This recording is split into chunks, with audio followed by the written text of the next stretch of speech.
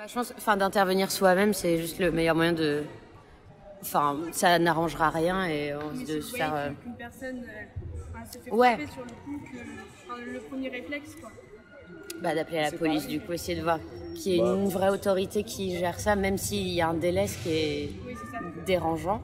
Mais enfin, moi, perso, si je me mêle dans quelqu'un qui se fait frapper, je me fais frapper aussi. Et au final, ça avance pas beaucoup les choses.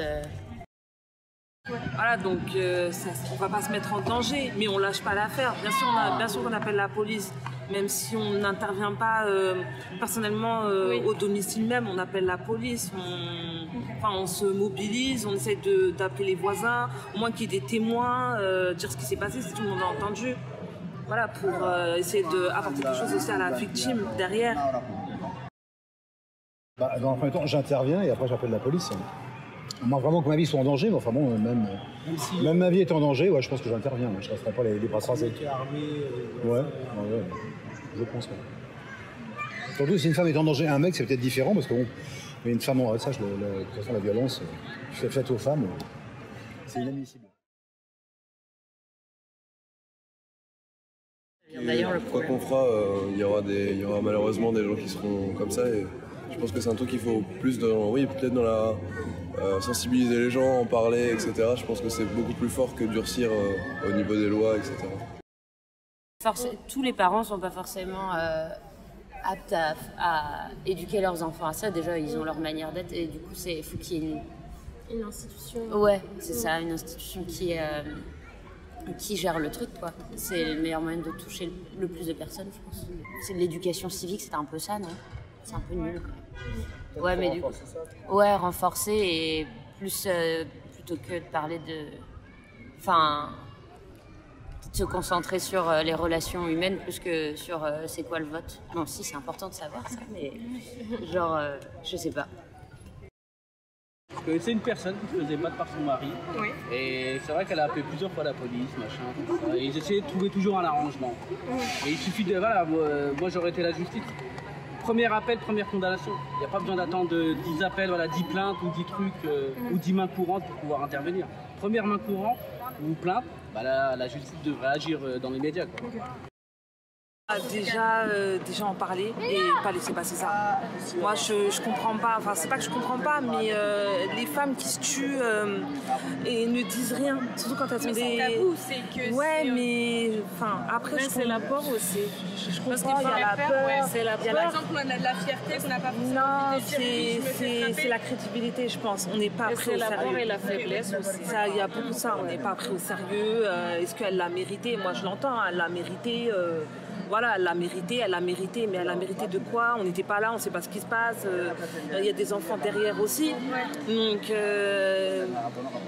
il faudrait peut-être former les personnes spécialisées dans ça, surtout dans les services de police, les associations, les former, les sensibiliser plus à ça et écouter et surtout écouter et les conseiller sans les effrayer.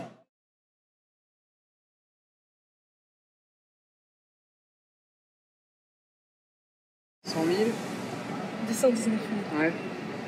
Ouais, je sais que ça fait beaucoup. Ouais. Vous pensez que c'est énorme? Bien sûr. Même une seule, c'est énorme.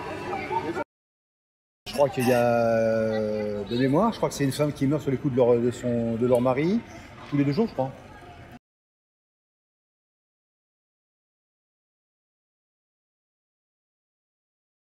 Non.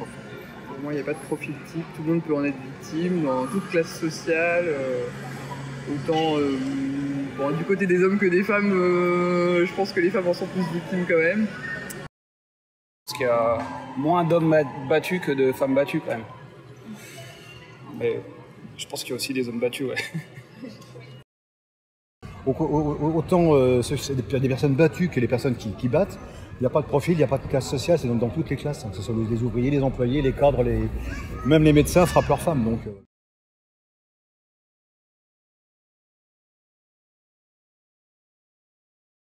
Être victime de violences conjugales, c'est pas forcément les coups, ça peut être des violences psychologiques aussi. Voilà, Ça peut être juste fouiller dans le téléphone de son compagnon ou de sa compagne, c'est une violence. Tout peut être violence, en soi, il faut communiquer. À partir du moment où il n'y a plus l'espace de liberté de l'un ou de l'autre, il y a violence. Physique, il y a la violence psychologique aussi. Harcèlement moral, rabaisser la personne. Manipuler la personne. Ouais, manipuler la personne, c'est vrai. La faire culpabiliser tout le temps en disant c'est ta faute, c'est à cause de toi que je suis comme ça. Après, ça engendre une perte de confiance. Ouais.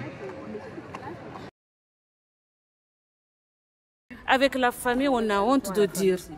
Quand tu dis à ta mère, il dit oh c'est pas grave. Tu dis à ton père, il dit oh c'est rien. À qui tourner? On commence par la famille. Donc si la famille ne t'encourage pas d'aller faire voir les gens, il te dit c'est pas grave. Tu vas dire peut-être ma mère elle est passée par là, peut-être mon père elle est passé par là. Donc moi je peux accepter parce que je suis une femme.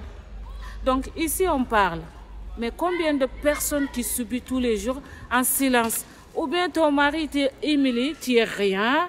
De toute façon personne ne te croit, personne ne te valorise. Tu ne sens pas, c'est ta faute.